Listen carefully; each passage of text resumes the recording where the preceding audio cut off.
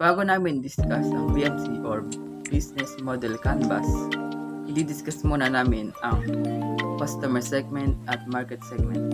Ano nga ba ang customer segment? Ang customer segment are different group of people or organizations your enterprise aims to reach or serve. Ito yung mga tao na gusto mong maabot ng iyong company at mapaglingkuran. At merong 5 types ng customer segment. Ito ay mass market, niche, segmented, diversified, at multi-sided. Ano ba ang mass market? Ito yung overall population. Mga halimbawa dito ay yung mga Jollibee, mga food stall, kasi halos lahat naman kumakain, di ba? Kaya marireach nila yung overall population.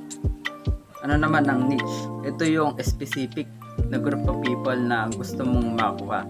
Halimbawa lang dito yung mga tindahan ng laruan, kasi yung tina-target nila yung mga bata. Sunod naman ang segmented. Ang segmented is slightly different sa niche. Yung meron siyang pagkakamukha sa niche pero slightly different. Halimbawa dito yung mga tindahan ng mga pambabaeng laruan. Ibig sabihin, bata pa rin yung target niya pero mga babae naman. Sunod naman ang diversified. Ito yung very different. Ito yung naiba yung kanyang target. Halimbawa lang dito yung It's Showtime. Diba dati ang target niya is mga tao na nagpapahinga sa kanilang mga tahanan.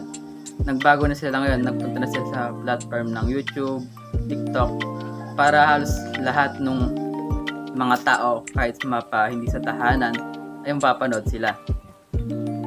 Ano naman ang multi-sided? Ito yung mapagbilan mo yung mga company at mga customer. Halimbawa na lang dito yung mga sabon. Pwede nilang mapagbilan yung mga customer na gumagamit ng sabon at yung mga bestseller. Punta naman tayo sa market segment.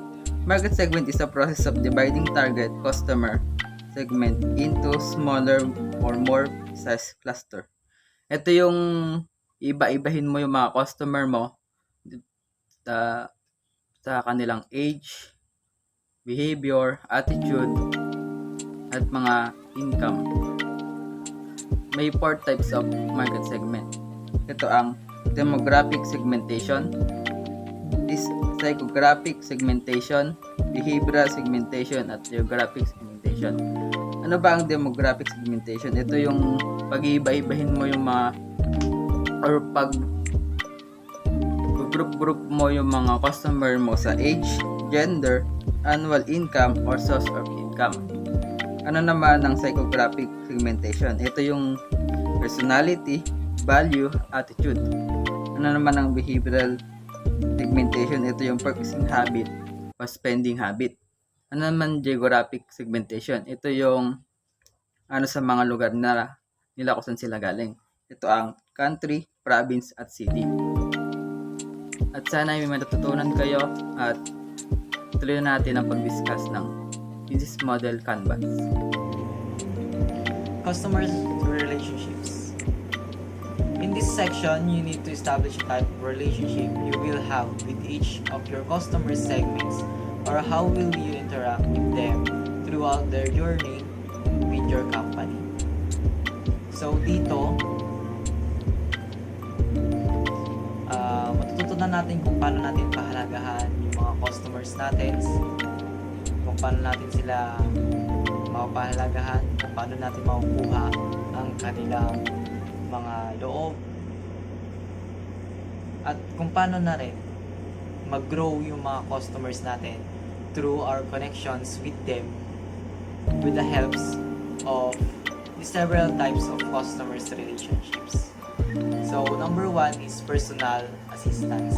So, dito, you interact with the customers in person or by emailing them through phone call or other means. So, dito, pwede natin silang bigyan ng personal assistance, no? Yung ating mga customers by emailing them, or pwede rin tayong tumawag sa kanila, at pwede rin natin silang i-meet in person or through video calls na pwede nating maaaring gamitin, no, para may bahagi natin ang ating mga products or services na gusto natin na ibahagi sa kanila. So number 2 is dedicated personal assistance. So you assign a dedicated customer representative to an individual customers. So dito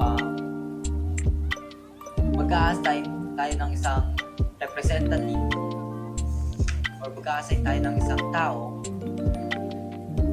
para kausapin yung mga individuals customers natin. For example na lang, yung manager is mas personalize niya yung mga relationships with higher value customers na talaga naman na bumibili ng ating mga produkto or legit na mga customers natin. So self-service, here you maintain no relationships with the customers. Sabi dito, hindi natin ma-maintain yung relationship natin sa customers, pero nagpo-provide tayo ng sa mga customers ng mga needs nila or mga kailangan nila para sa kanilang mga sarili. So dito, bibigay mo yung mga needs to help themselves using your product or services in your business or in your company.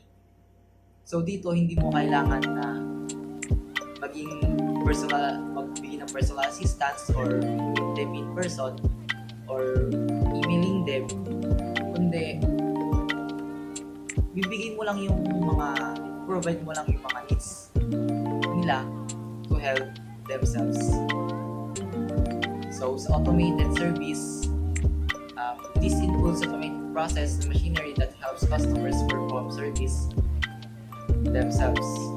So dito, maaari kang gumawa ng isang automated app or automated portal, or maaari ka na rin naman gumamit sa mga chatbots. Pwede kang gumamit ng chatbots or live chat or virtual assistants na maaari makatulong. For an example na lang, na kung mas efficient po when your company is in off hours. Kung hindi active yung company mo sa mga oras na yon, pwedeng makatulong yung virtual assistants or chatbots upang matulungan sila. Isa rin tong uri ng self-service solution. So, communities. This includes online communities where customers can help each other to solve their own problems with regard to the products or services. So, dito sa communities, for an example na lang, sa mga FB pages, yung mga nagre-resellers na gustong bumili ng mga products natin at gusto nilang i-resell or benta pa, no, sa mas mahalagang halaga, magiging customers din natin sila. So, ang ibig sabihin ng communities na to is, ito yung mga communities na yung mga tao, mga customers na talaga, legit buyers or legit customers na is tinutulungan nila yung company or yung business mo na i-solve yung mga problems na kailangan pa. Kunyari na sa FB group, diba? FB group ng mga customers mo na bumibili na bumibili ng mga produkto mo, diba? So, punta tayo sa may co-creations. So, dito sa co-creations, here the company allows the customers to get involved in the design or development of the products. For example na lang, yung YouTube has given its its users the opportunity to create content for its audience. So, dito sa co-creations ay inaalaw ng isang company na magbigay or ma-involve ang isang customers sa pag-develop pa or pag-design pa ng yung products para so mas marami pang idea or kakulangan sa iyong produkto or sa services na yun is mas makakatulong pa at mas marami pang mga customers ang pwede bumili ng mga products mo dahil sinasabi nga na customers always right, kaya minsan kailangan din natin ng mga ideas with customers no, na maaari natin magamit para ma-develop pa yung business or yung product natin. So yun lamang yung sa mga several types ng customers relationships.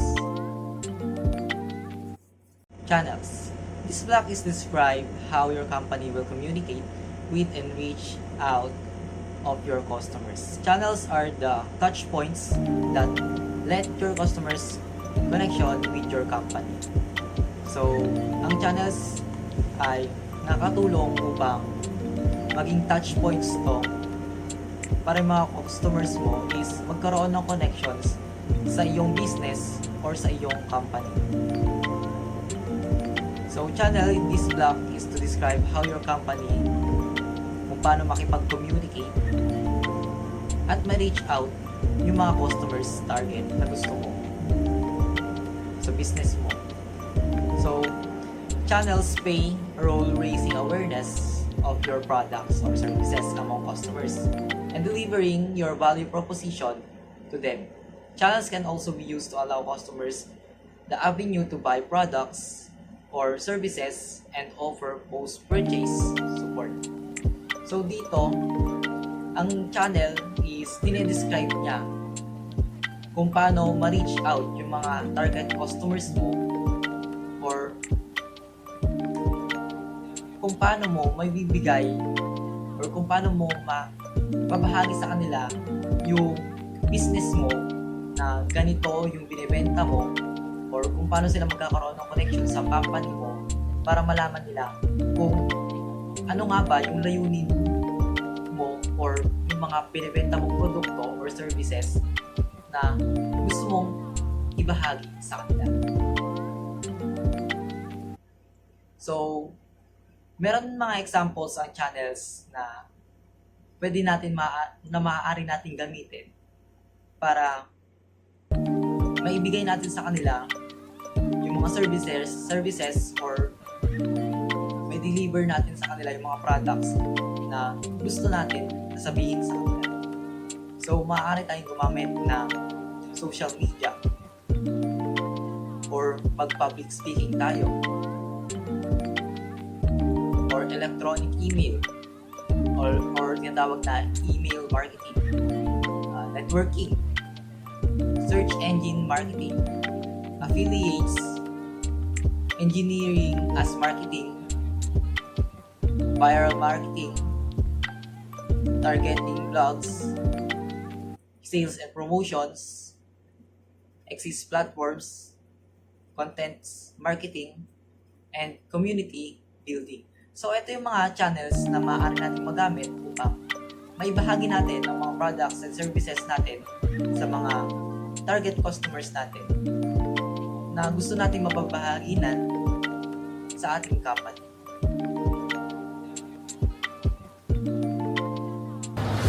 So, ayun, dito naman tayo dadako sa key activities. So, paliwanag natin what is key activities. Key activities are important things your business needs to do to run. So, sabi dito, yung key activities daw ay isa sa mga pinaka-importante para mas maging success yung ginagawa mong negosyo. Tapos, ang sabi dito, it's even more specific than that. key activities are the key things that you need to do in order to deliver your value proposition to customer. So, na-discuss naman natin yung value proposition. So, ang sabi daw dito, yung key activities daw is isa sa mga bagay na para ma-deliver mo yung value proposition nga sa mga customer. O kaya para magamit yung ano ba yung mga nasa value proposition dito sa key activities papunta sa customer. So ayun guys, dadako naman tayo sa key activities categories, which is yung first is production. Sa production, mabasa dito is more on about designing yung quality ng product. So dito pumapasok yung pagiging creative natin sa isang bagay o sa bagay na kung ano yung magiging applicable sa business natin.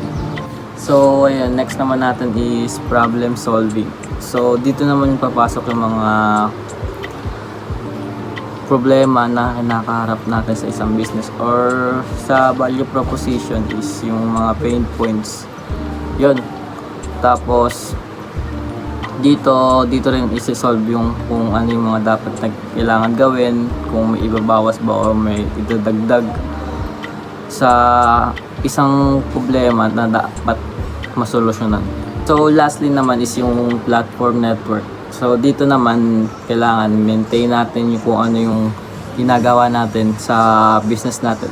Halimbawa na lang sa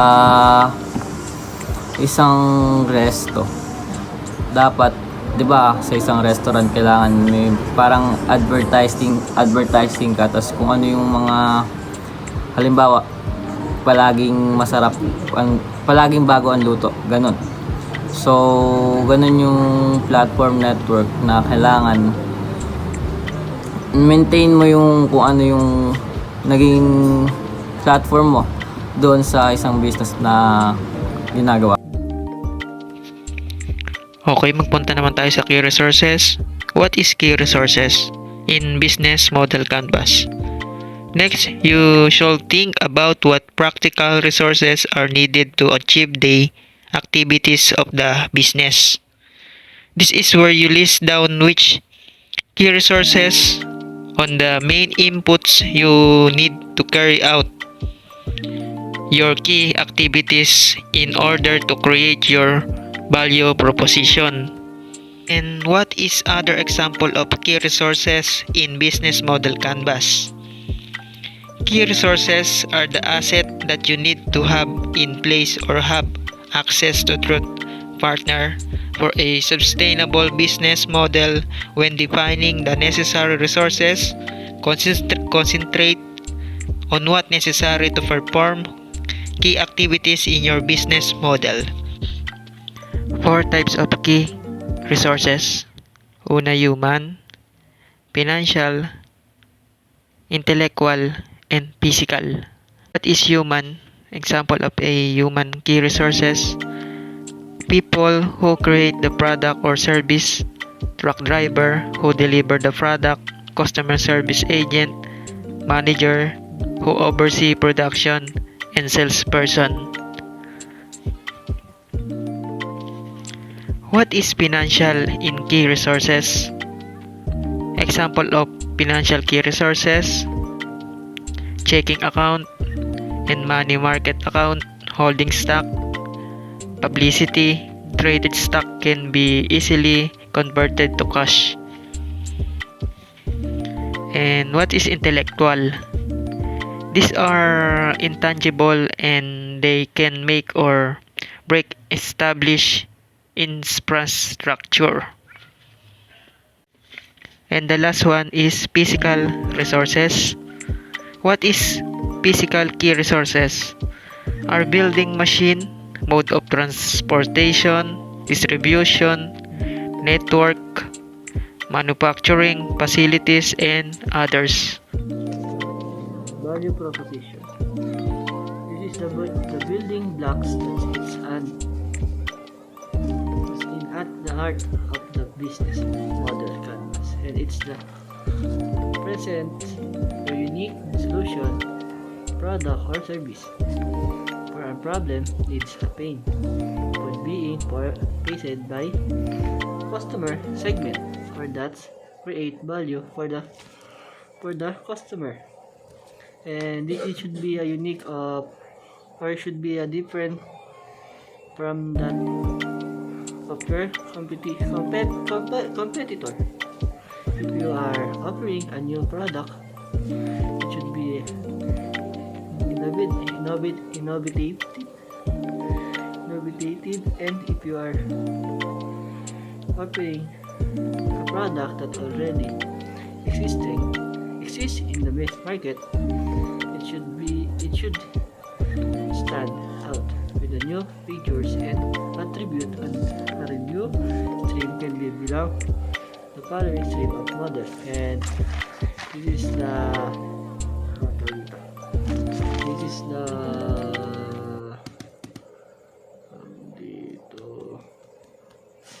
this is the paliwanag.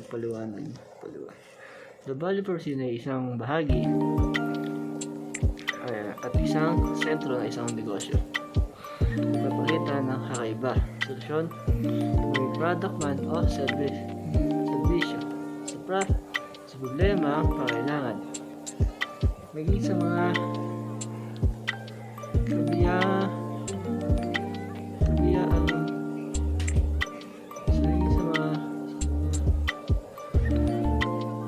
nakaharap sa